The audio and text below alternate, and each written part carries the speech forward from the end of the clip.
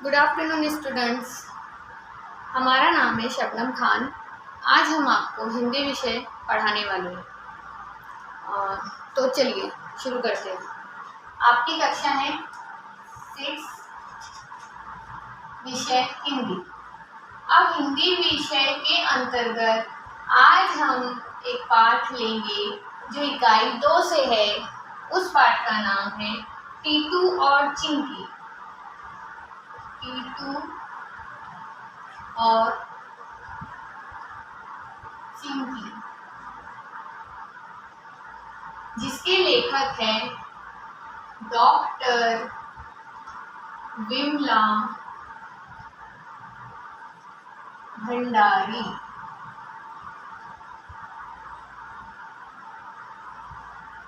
ठीक है, तो ये डॉक्टर विमला भंडारी ने ये कहानी लिखी है, जो कहानी का नाम है टीटू और चिंकी। ठीक है, तो विमला भंडारी का अगर हम परिचय देखें तो इनका परिचय क्या है कि यह एक संवेदनशील साहित्यकार हैं और मन से बाल साहित्यकार है और सक्रियता से सामाजिक कार्य करता है। ठीक है, तो विमला भंडारी जी ने ये कहानी लिखी है। इस कहानी के अंतर्गत इस कहानी के लिखने का इनका तात्पर्य बस इतना है। कहानी में बताया गया है कि हमें सदैव मिलजुल कर रहना चाहिए तथा संकट के समय एक दूसरे का साथ देना चाहिए। इनका कहानी लिखने का यह उद्देश्य है। ठीक है, तो ये कहानी शुरू करने से पहले हम आपको बताएं कि इस कहानी में जिस पर ये कहानी लिखी गई है, हमने यहाँ पर उसका चित्र बनाया है। यहाँ पर एक गिलहरी है और ये चिड़िया है। सॉरी, यहाँ पे 2 गिलहरी है और 2 चिड़िया हैं जो आपस में बात कर रहे हैं। ठीक है, एक डाल पर बैठे हुए। यहाँ पर इस चित्र में हमने बनाया ताकि आपको कहानी समझने में ज़्यादा मज़ा आए। ठीक है, तो हम कहानी की शुरुआत करेंगे। कहानी की शुरुआत होती है टीटू गिलहरी और चिंकी चिड़िया दोनों पड़ोसिन थे। अब यहाँ पे टीटू गिलहरी, जो गिलहरी है उसका नाम है। यहाँ पर टीटू और चिंकी, ये नाम किसके है ये हम सोचेंगे ना। तो यहाँ पर उन्होंने बताया है कि गिलहरी जो है इसका नाम है टीटू और चिड़िया का नाम है चिंकी। क्या नाम है? चिंकी। ठीक है, तो यहाँ पर क्लियर हुआ कि जो टीटू और चिंकी के पर ये कहानी लिखी गई है, इस कहानी में ये दोनों इनके कैरेक्टर्स हैं। तो इसमें टीटू है और चिंकी है। गिलहरी का नाम राइटर ने बताया है टीटू और गिलहरी का नाम बताया है टीटू और चिड़िया का नाम बताया है चिंकी। तो ये दोनों टीटू और चिंकी आपस में क्या है? पड़ोसी में। क्या है?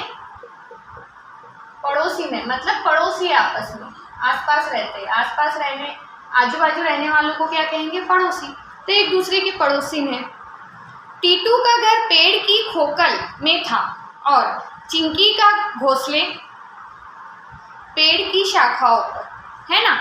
अब ये गिलहरी जो है वो क्या है? जो ये पेड़ की जो शाखाएं है, यहाँ पर इसके खोखल में घर रहता है गिलहरी का। ठीक है, और जो चिंकी है चिड़िया, इसका इस घोंसले में, इसे क्या कहते हैं? घोंसला। घोंसले में चिंकी का घर होता है और टीटू का इस पेड़ की शाख के खोखल में, ठीक है, खोखल में घर होता है गिलहरी का। ठीक है, तो ये आसपास घर होने की वजह से ये दोनों क्या हुए? आपस में पड़ोसी। फिर क्या है? चिंकी जब दाना चुगने जाती तब टीटू सभी बच्चों का ध्यान रखती। देखिए, दोनों आपस में पड़ोसन होने की वजह से जब चिंकी चिड़िया क्या करती है? दाना चुगती है ना। तो जो चिंकी है ये जब दाना चुगने जाती है तो क्या है? यहाँ पर क्या करती है? जब चिंकी दाना चुगने जाती है तो उसके बच्चों का क्या करती है, ध्यान रखती है उसके अब्सेंस में, ठीक है। फिर एक दिन बच्चे आराम से झगड़ने लगे, एक दिन बच्चे आपस में झगड़ने लगे। टीटू के बच्चों का कहना था कि पेड़ उनका है। चिंकी के बच्चे भी यही बात दोहरा रहे थे कि पेड़ उनका है। लड़ते लड़ते बच्चों में झगड़ा बढ़ गया। यहाँ पर जब चिंकी दाना चुगने जाती है तो टीटू उसके बच्चों का और खुद के बच्चों दोनों का ख्याल रखती है। तो दोनों के बच्चे आपस में लड़ाई कर रहे थे किस बात पर कि भाई ये पेड़ जो है वो हमारा है। वो कह रहे थे कि ये पेड़ हमारा है, मतलब टीटू के बच्चे कह रहे थे कि पेड़ हमारा है, चिंकी के बच्चे कह रहे थे कि पेड़ हमारा है। दोनों में आपस में इस तरह से झगड़ा हो रहा था। फिर यहाँ पर पेड़ हमारा करके झगड़ा हुआ और झगड़ा बढ़ते गया। बढ़ने के बाद हम पड़ोसी हैं, हमें मिलजुल कर रहना चाहिए, टीटू उन्हें समझाने लगी। जो गिलहरी थी टीटू, वो बेटा हम पड़ोसी है और हमें मिलजुल कर रहना चाहिए, टीटू उन्हें समझाने लगी। किंतु माँ चिंकी चिड़िया के बच्चे फलों को झूठा कर देते हैं। भला हम झूठे फल क्यों खाएं जबकि पेड़ हमारा है। यहाँ पर क्या किया कि जो टीटू के बच्चे थे वो कह रहे थे कि जो चिंकी चिड़िया के जो बच्चे हैं वो फलों को झूठा कर देते हैं और भला हम झूठे फल क्यों खाएं जबकि पेड़ हमारा है। टीटू के बच्चे मिंटू ने कहा। अब यहाँ पे टीटू का बच्चा है मिंटू, ठीक है। यहाँ पर एक बच्चे को बनाया है मिंटू, ठीक है। टीटू का बच्चा मिंटू है ना। तो एक बच्चे ने कहा, तुम कैसे कह सकते हो कि यह पेड़ तुम्हारा है। चिंकी के बच्चे रिंकी ने प्रश्न किया। अब चिंकी के जो बच्चे थे वो रिंकी, जो चिंकी है यहाँ पर, ये चिंकी और ये चिंकी के बच्चे क्या है, रिंकी। चिंकी के बच्चे रिंकी ने प्रश्न किया कि तुम कैसे कह सकते हो कि ये पेड़ तुम्हारा है, हम पेड़ के तने में रहते हैं। क्या बोल रहा हो कि हम पेड़ के तने में रहते हैं। हमारा जन्म इसी खोखल में हुआ है। हमारा जन्म क्या हुआ है, इसी खोखल में हुआ है। अब वो खोखल यहाँ पर अगर हम देखें, शब्दार्थ देखें, खोखल अगर आपको समझ में ना आए तो खोखल। अब इन्होंने जो टीटू के बच्चे ने कहा कि हम पेड़ के कहाँ रहते हैं, खोखल में रहते हैं। तो क्या है खोखल का मतलब क्या है, जो पेड़ का जो तना होता है, क्या है, तने में बना हुआ बड़ा सा छेद, क्या है, पेड़ के तने में बना बड़ा छेद, ठीक है। जैसे पेड़ है, पेड़ के तने में बना हुआ बड़ा सा छेद होता है, ठीक है। इस तने के छेद में यह लोग रहते हैं, कौन, टीटू। तो ये कहते हुए उन्होंने कहा कि भाई हम पेड़ के तने में रहते हैं, पेड़ का तना हमारा तो शाखाएं भी हमारी। ऐसे करके वो लोग आपस में बहस कर रहे थे कि भाई पेड़ का तना हमारा है तो इसकी शाखाएं भी हमारी है। क्यों, क्योंकि शाखाएं पे ये अपने घोंसले बना के रहते हैं। शाखा के जो फल है वो ये खा लेते हैं, कौन, चिंकी के बच्चे, और झूठा कर देते थे। उन्हें ये शिकायत थी ना, शाखाएं तो हमारी तो फल भी हमारी, मतलब पेड़ का तना हमारा है तो शाखाएं भी हमारी, शाखाएं हमारी है तो फल भी हमारे हैं, मतलब तुम अब खाओ मत और झूठा करो मत। फिर टीटू के बच्चों ने जवाब दिया, यह सुन चिंकी के बच्चे फुर्र से उड़कर शाखाओं पर जा बैठे और कहने लगे। यह सुनकर क्या हुआ, जो चिंकी के बच्चे थे वो फुर्र से उड़े और जाके शाखाओं पर बैठ गए। पेड़ हमारा है, इसकी टहनियाँ पर हमारा बसेरा है, इस पर हमारा नीड बना हुआ है, इस पर हमारा क्या बना हुआ है, नीड बना हुआ है, हमारा घोंसला बना हुआ है, मतलब हमारा बसेरा है इस पेड़ की शाखाओं पर। ऐसा कह के यहाँ पर बैठ के आ गए और बोले कि भाई ये तो शाखाएं हमारी है, यहाँ पर हमारा बसेरा है, हमारा घोंसला बना हुआ है, ये हमारा है। और जिसमें हमने आंखें खोली, मतलब हमारा जन्म यहाँ हुआ, हमने यहाँ आंखें खोली, हम उन्हें टहनियों तक नहीं आने देंगे और ना ही इसके फल खाने देंगे। टीटू गिलहरी यह सुनकर बड़ी परेशान हुई। फिर यहाँ पर चिंकी, टीटू के बच्चे के बोलने के बाद जो चिंकी के बच्चे थे, रिंकी, उसने कहा कि भाई हमारा यहाँ बसेरा हुआ है, हमारा घोंसला है, हमारी आंखें यहीं खुली है, हम तो यहाँ के फल आप लोगों को नहीं खाने देंगे। ये झगड़ा देखकर जो टीटू गिलहरी थी वो बहुत ही परेशान हो गई। बच्चे लड़ाई पर उतारू थे और एक दूसरे को पेड़ से भगाना चाहते थे। टीटू गिलहरी उन्हें समझाने लगी, बच्चों बात उस समय की है। अब टीटू गिलहरी समझाते हुए बच्चों को कह रही है कि बच्चों सुनो, बात उस समय की है जब तुम लोगों का जन्म हुआ ही था और चिंकी के अंडे दिए अभी एक दिन भी नहीं गुजरा था कि आसमान में अंधेरा छा गया।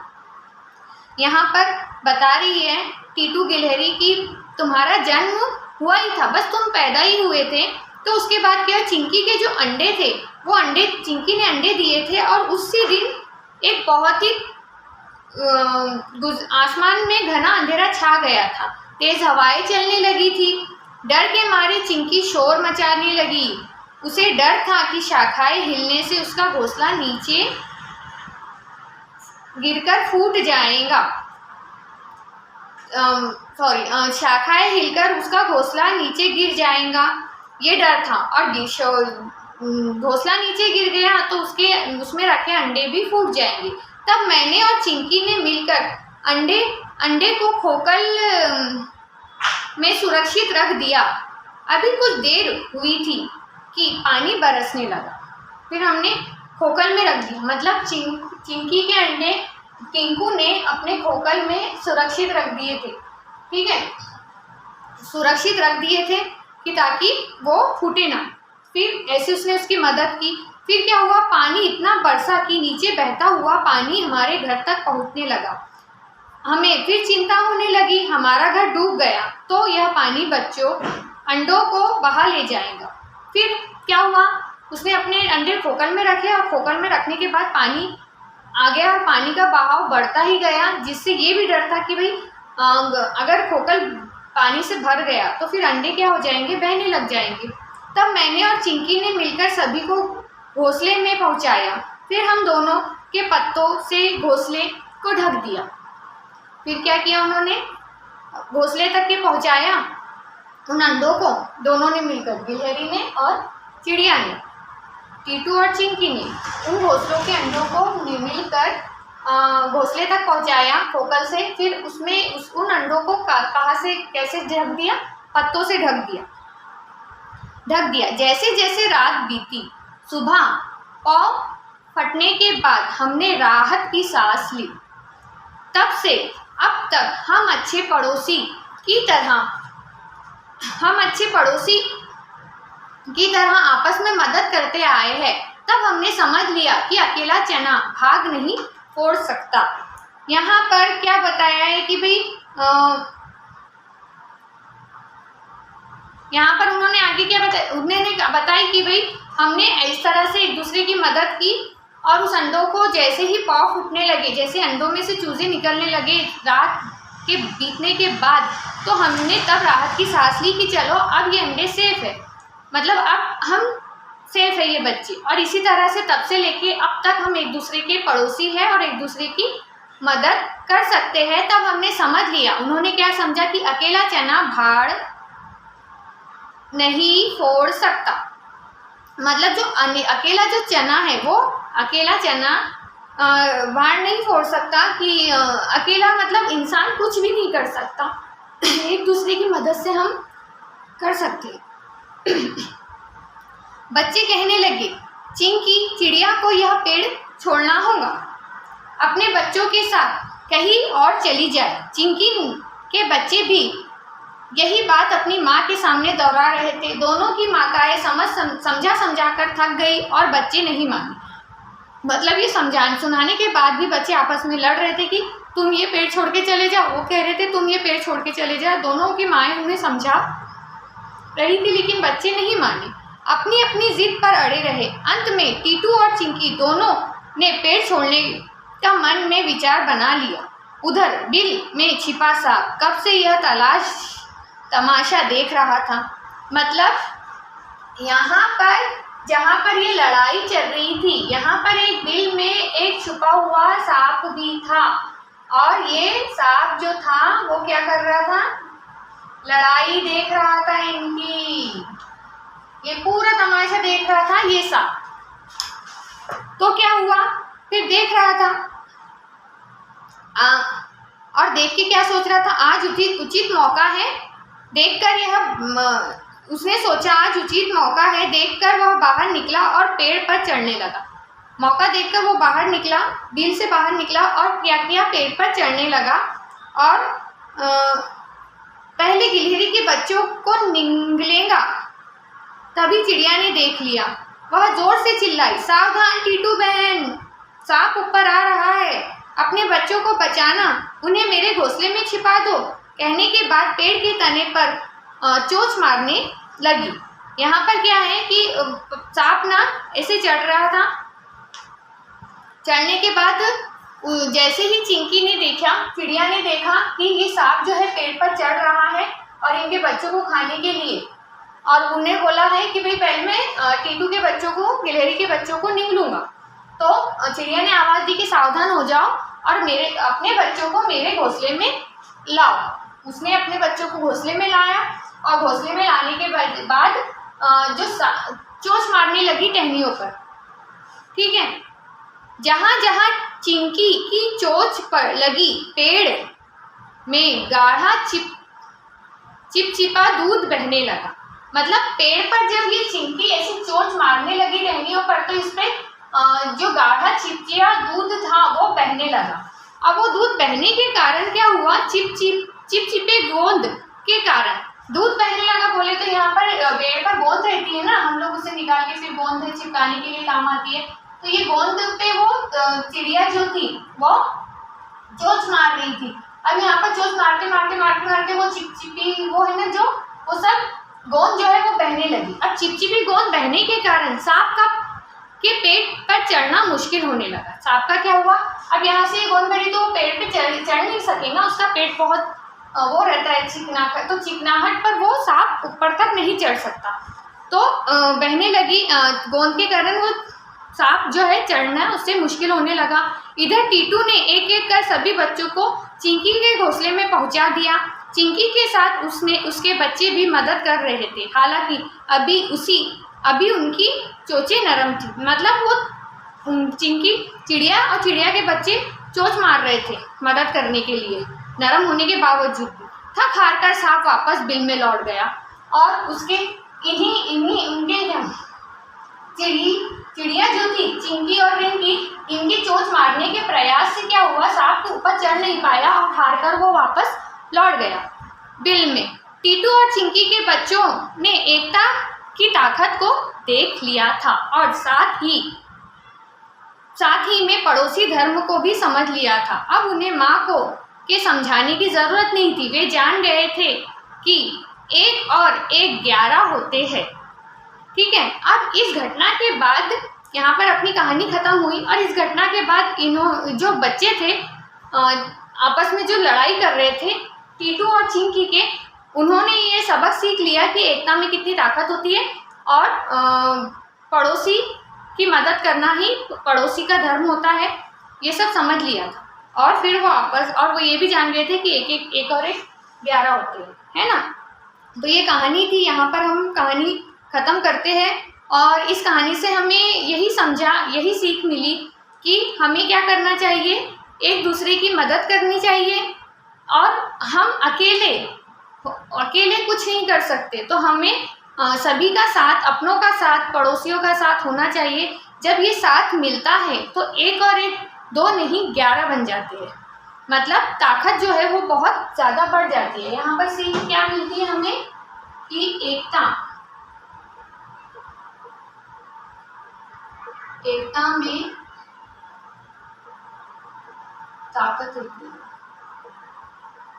एकता में बहुत ताकत होती है। यहाँ पे हमने समझा कि पड़ोसियों का क्या धर्म होता है, एक दूसरे के प्रति वो देखा। फिर उसके साथ साथ जान गए कि भाई 1 और 1 11 होता है। ये सबक टीटू और चिंकी के बच्चों को भी मिल गया और वो लड़ाई ख़त्म करके आपस में प्यार से रहने भी लगे।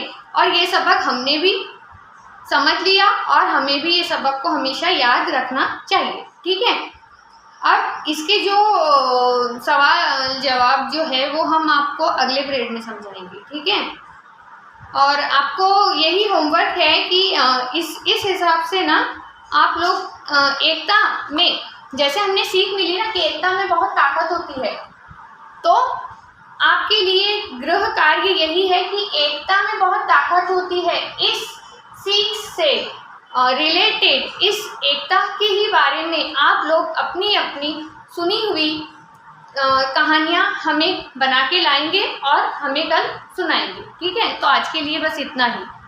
Thank you.